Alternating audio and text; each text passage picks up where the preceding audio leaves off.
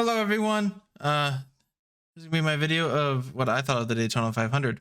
Um, the Daytona 500 this year, it was pretty okay in my opinion. I know a lot of people were praising the racing and stuff, but I'm gonna be honest. I'm just gonna come out frank and like pretty bold and like I don't really like um this plate package, but I'll get into that in a little bit. I want to go over the race. So Um, the race started off like really calm, well, ish, right? Literally, like the first 30 laps, to me at least, it was literally just a gridlock. Like it was just two lanes and no one could do anything. And I know some people are going to say it's early in the race and stuff, but like I don't think that's really the case. I mean, we saw it all last year with the plate races, and it kind of gets into the package of like the car's gridlock like this, too wide, and you didn't really see three wide. Usually when you saw three wide, I mean someone got sucker hold. It came pretty clear to me early in the race that really the only way to make big gains was through pit road, and that did pretty much become the case because that's the only time really you saw big moves, big shuffles in the running order. Really, track position was very, very big today. I mean, most of the if you were up front, you were going to stay up front unless you got sucker hold. Yeah, the first stage was pretty calm, nothing too crazy. Stage two, they started to pick up a bit, but it was still like the gridlock thing happening. And then the pit stops happened, and then everyone was trying to reform and get together, and they did. And then we had our first major incident on lap 119. That was the first.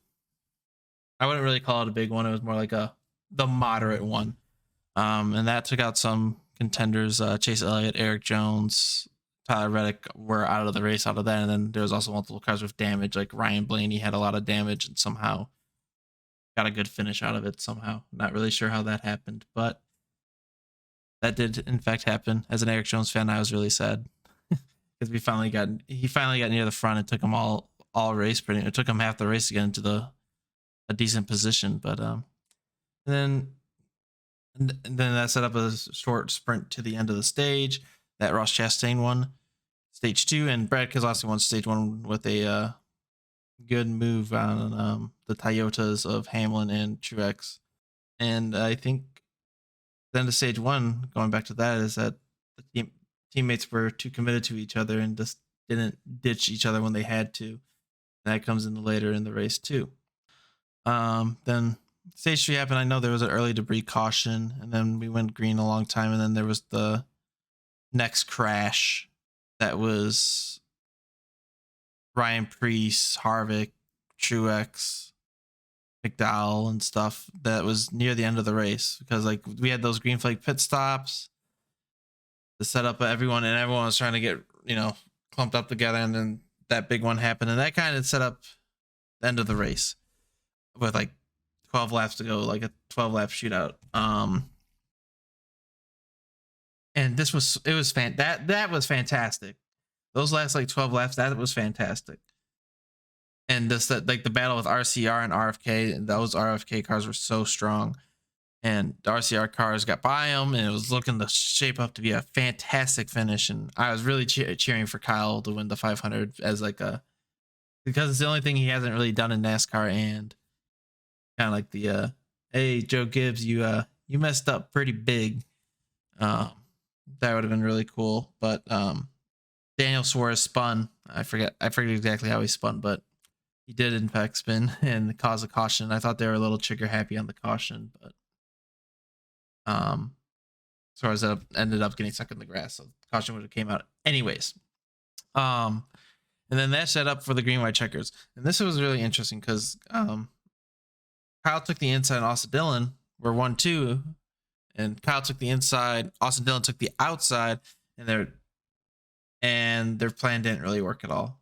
Or it was the other way around, I kind of forget.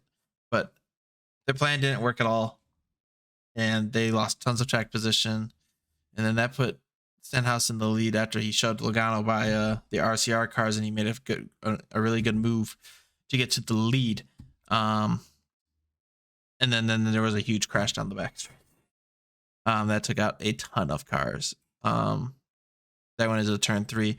And then that set up the final green white checkered with Stenhouse leading, and he did a really good job, and he played the lanes right. I thought he was in trouble when they got side by side, because I didn't think the inside was going to have the push that it would need to get ahead, and I thought honestly Logano was going to win the race. But then they go into turn 1, and then Eric Almirola gives a little push to Travis Pastrana, and he was shout out to Pastrana to even be in that position around the top 10 on the white flag of the race. That was extremely impressive, just to stay in it all day and not to have those big issues. Even Jimmy Johnson near the end was in it until he got into his crash. But then the white flag, Travis Pastrana got turned by a push, probably due to inexperience, but took out a lot of other cars. And then Joey Logano lost his help, and then the caution came out, and Ricky Stenhouse was out ahead. And then Stenhouse went on to win the race. For me, my playoff bracket is already wrong because Stenhouse won, unless we get 17 winners, which honestly I don't think is outside the realm of possibility, but that will be a wait and see. But Stenhouse got his first win in 5-6 years. It's good for him and his team, and he's gonna make the playoffs. Go out in the round of 16, because that team isn't particularly that great, but you never know. Next gen cars opens up a lot of possibilities, but I think most people will agree with me that they weren't very they're not a very competitive team outside of the plate tracks, because Stenhouse is a good plate racer, but he tends to overdrive on other tracks. But yeah, I mean, nothing too shocking in the top 10, but somehow Ryan Blaney came back to finish 8th with that wrecked car. Riley Herbst got a top 10 in a Rick Ware car, which is crazy. Travis Pastrana still got 11th, which was awesome. But yeah, so now I want to get into 2 things. The first one I want to talk about is the plate racing package and why I don't think it's very good, even though I thought the race was okay to decent. 2, Fox's broadcast. So I want to talk about the plate package, because I don't think the plate package is very, very good. It needs work. I mean, I think the big issue, I mean, you can watch stage 1, and that is that is everything wrong, because it gives the illusion, right, that the rate, like, it's a crazy action, like they're side by side the entire time, but the reality is the car is so draggy that they can't do anything. They're just gridlocked, as I say, like gridlocked 2 lanes, and basically the only way you pass someone is somehow a car length opens where a car can change a lane, and it turns out to be the wrong choice, and you move up 1 row. Denny Hamlin on his podcast said it would take him 2 runs to go 2 full green flag runs with pit stops to go back to the front. I thought he was a little crazy saying that. Turns out it wasn't that crazy. It literally took, as an Eric Jones fan, I was obviously paying attention to Eric Jones. He started like low 20s, like 27th or something like that. He got to the top 5. It was like a lap 100. Took him the entire to the point he got wrecked. Hamlin took forever to get to the front because he started in the rear. Like it took forever. You can't do anything because everyone's gridlocked and like pushing each other. It's like 10-car accordions of pushing. You can't do anything. 3rd lane might as well be impossible. Did you see any 3 wide lanes get formed? I think there was one time like in the 20s there was 3 wide. But it didn't do anything, right? Like the 3rd lane can't do anything because the car is so dragged, so much drag. So you feel very limited with what it is. Is that what people want? Maybe. It's not really what I want with my plate racing. I want to be able to see people make crazy moves, big moves. I like the chaos of plate racing in the sense of like, oh, you can like with the Gen 6 cars, right? You could go like 20th to first in like 3 laps. It was crazy, right? If you just did everything right. You can't do that. That's what I enjoyed. Like the Gen 6 plate racing, that was insane. Obviously, it's a whole new car. I hope we can get to a better place with that. I think that for me, I can't believe I'm saying this because it's like the first time I ever said this about plate racing. Maybe they should make the spoiler smaller. There's got to be other ways that they can reduce drag on the car too, in the nose or somewhere. I think they need to try to reduce the drag a bit and just make it so you can build runs and get. I mean, building runs isn't the problem. The reason the runs are so big is because the car in the lead's got so much drag. If they reduce the drag a bit, maybe we can, it won't be so track position dependent. Because for me, I don't want my plate racing to be track position dependent necessarily. So that's what I think. I think they need to reduce the drags on the cars, and maybe the cars need to go a little bit faster, like 5 miles an hour faster. That's a long discussion to have that I don't really want to have this video be about. Now let's get into the last topic. The Fox broadcast. It was terrible. All right. That first half of the race was almost unwatchable with all the commercials. And everyone was complaining about the commercials. It's a problem. No secret. Commercials, way too many. But Denny Hamlin talked about it on his podcast today. And basically, it's what pays the bills, which is true. And they pay a lot of money to be on those commercials. But the problem is you take away from the race.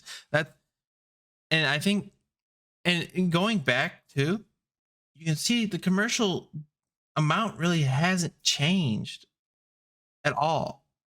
Like people are like, oh, here's a 2001 Daytona commercial like rundown. It's basically the same as what this Daytona 500 was. So the commercials aren't changing, but now people are complaining a lot more about it. I think there was 2 things. They front loaded them for sure, because that first half, it was like, it almost felt like every 3 to 5 laps there was commercials. It was ridiculous. Especially like they literally went to commercial, and then the first major crash of the race happened. It was just like, bruh. And then it wasn't as bad as in the second half of the race, but the reason I think is people just like, we're so sick of commercials, right? But I think another big reason is I think a lot of like NASCAR fans are now turning more into those general motorsport fans, and like F1 is commercial free. You don't miss anything. So like, as I'm a F1 fan, I'm getting even more annoyed watching NASCAR because I miss a lot. A lot of things happen during commercials, and then it's like really annoying because you miss stuff. You want to see it live, right? And that's the problem with commercials and racing. And I don't know how you fix it, because you need the commercials to pay the TV companies, and that money goes to NASCAR. So it's a weird balance. And just overall, the camera angles and were just bad. There was just so many things you're like, something happened, you've seen it, and then nothing is mentioned of it. But that's just Fox. I mean, Fox isn't that good, and the sad reality is that they're probably going to be on the 2024 TV deal, 2025 TV deal, just because they want to be there, but they don't seem to take it very seriously. It's a whole topic too, right? Like there's like the play package. You can do like a 30-minute video about it, right? But I want to bring it up because it was bad. But overall, it was a decent race. I thought it could have been a lot better. And next week's Auto Club, that should be a fantastic race. If last year was any indication. So I'll get a race review out for that race as well. And I hope you guys enjoyed this race review and video. And if you liked it, don't forget to like, subscribe, and all that stuff. And I'll catch you guys in the next video.